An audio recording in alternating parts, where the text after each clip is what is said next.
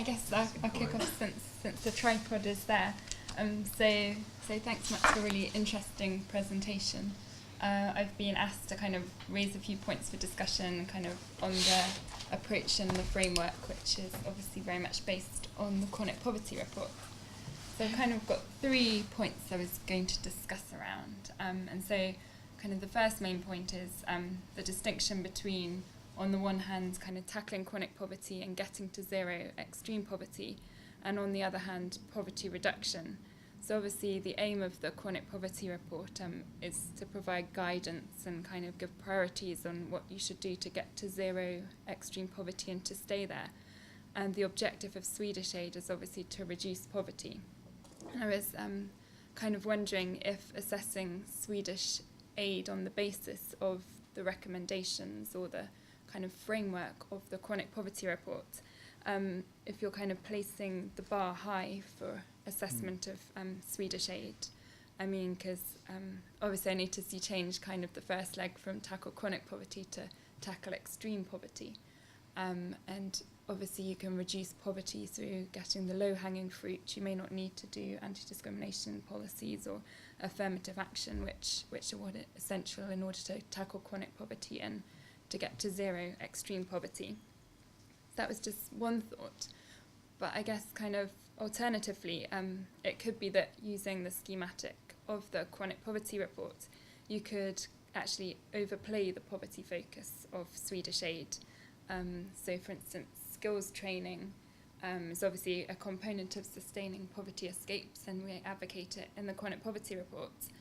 But that's only the case if certain groups of people, say, are included in that skills training. I mean, to date, skills training's often had an urban bias towards people in the formal economy. So if you count a skills initiative as a poverty-reducing initiative, that might not necessarily be the case. It may more be an initiative for structural change or for broader economic growth. So I guess that kind of brings me on to the second point, which is about the use of kind of poverty diagnostics and analysis of the predominant poverty dynamic trajectories in a country, which you did touch on at the end, that there needs to be greater consideration of poverty dynamics when kind of forming and allocating aid to different types of approach.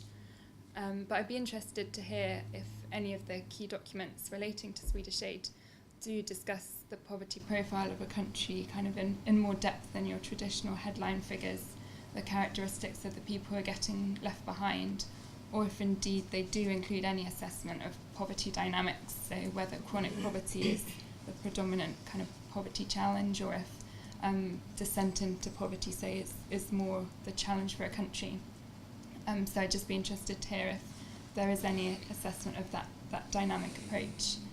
Because I think we hoped with the Chronic Poverty Report that because in different contexts we can see that the predominant patterns of poverty dynamics vary markedly, both across countries and also across periods of time.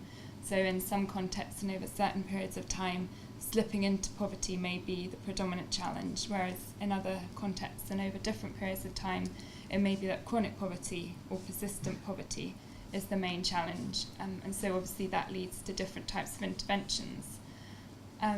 So it may not be that you need kind of interventions for each 3 of the pillars if you did your kind of poverty diagnostic correctly. And for that reason, I thought it was quite interesting that in your report you mentioned that there's no strong differences across the countries in terms of the focus of which leg of the tripod they put most kind of focus on.